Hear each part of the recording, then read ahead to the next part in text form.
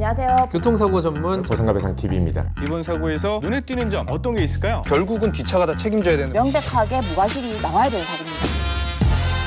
안녕하세요. 보상과 배상 TV 교통사고 보험 전문 변호사 전경근입니다. 자, 오늘은 교통사고로 부상을 입고 일상생활에 어려움을 겪고 계신 개호 환자분들을 위해서 이 개호비 산정의 법률적, 의학적 기준에 대해서 자세히 알아보도록 하겠습니다. 여기서 개호 환자란 교통사고로 인해서 혼자서는 정상적인 생활을 할 수 없는 분들을 말합니다. 식사하기, 보행하기, 대소변 가리기, 목욕하기, 옷 입고 벗기 등 기본적인 이 일상생활 동작을 할 때 타인의 도움 없이는 수행할 수 없는 상태인 거죠. 신체적 능력을 상실한 경우는 물론 정신적 능력이 현저히 떨어져서 스스로의 의사표현이 어려운 경우까지도 포함됩니다. 구체적으로는 식물인간, 사지마비, 하반신마비, 외상성 치매, 인지 저하 등이 이런 경우에 해당합니다. 자, 그렇다면 교통사고 사건에서 이 간병인 비용, 즉 개호비는 어떤 기준으로 산정이 될까요? 이건 소송을 통해서 법원이 인정하는 개호비 기준으로 산정해 보겠습니다. 재판부는 매년 고시되는 노임 단가를 토대로 해서 개호 환자 1인당 월 개호비를 책정하고 있는데요. 24년 상반기를 기준으로 했을 때 한 달 기준 약 500만 원 정도 됩니다. 물론 실제로 병원에서 간병 때문에 지출되는 비용은 이보다 적은 400만 원에서 450만 원 선이지만요. 만약 소송을 간다면 실제 지출되는 개호비가 아니라 법원 기준의 개호비를 인정받을 수 있는 겁니다. 하지만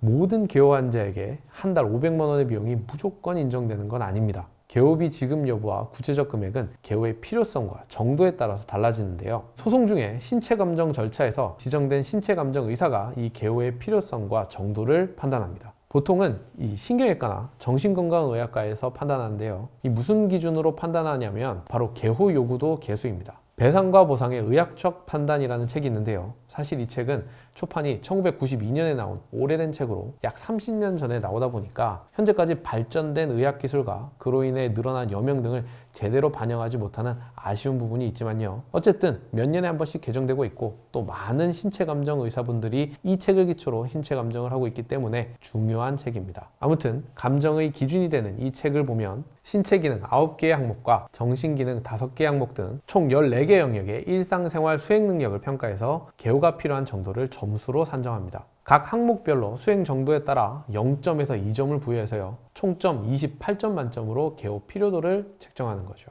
먼저 신체 기능을 보면요. 보행, 배변, 착탈의, 식사, 세면 등 일상생활에 직결되는 9개 항목이 있고요. 정신기능 쪽에는 이해력, 기억력, 판단력, 사회활동 능력 등 5개의 항목이 포함됩니다. 그리고 이 신체기능 점수와 정신기능 점수를 합산해서 최종 점수를 내는데요. 이 점수가 높을수록 개호 필요성이 크다고 보고 그에 따라서 하루에 필요하다고 인정되는 개호 시간을 정하게 되는 겁니다. 그런데 이 모든 평가가 이루어지는 절차가 바로 감정의사의 신체감정 절차입니다. 그 결과인 신체감정서를 토대로 개호 비용을 계산해서 소송에서 청구하는 거고요.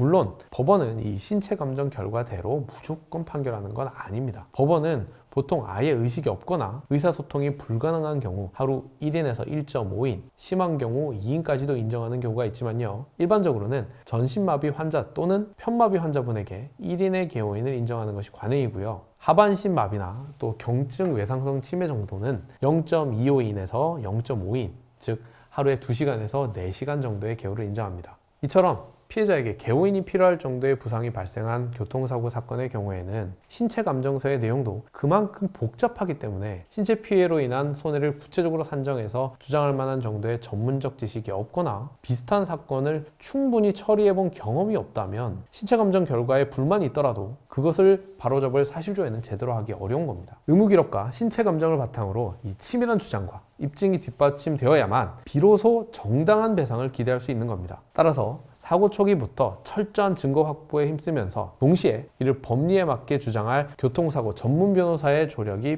필수적이라고 볼 수 있습니다. 오늘은 교통사고 개호 환자의 개호비 산정 기준과 그 방법에 대해서 살펴보았습니다. 교통사고로 개호가 필요한 분들에게 이 개호비 산정은 나의 미래임과 동시에 가족 전체의 미래가 걸려있는 아주 중요한 과정입니다. 저희 보상과 배상은 수천 건의 경험을 토대로 해서 최선의 결과를 위해서 노력하겠습니다. 오늘 영상은 여기까지고요. 교통사고와 관련해서 상담이 필요하시면 언제든지 연락 주시기 바랍니다. 더 자세한 내용은 네이버 보상과 배상 카페나 홈페이지에서 확인하실 수 있고요. 이 화면 위쪽에 보이는 번호로 전화 주시면 언제든지 성심껏 상담해 드리겠습니다. 오늘도 끝까지 시청해 주셔서 감사드립니다.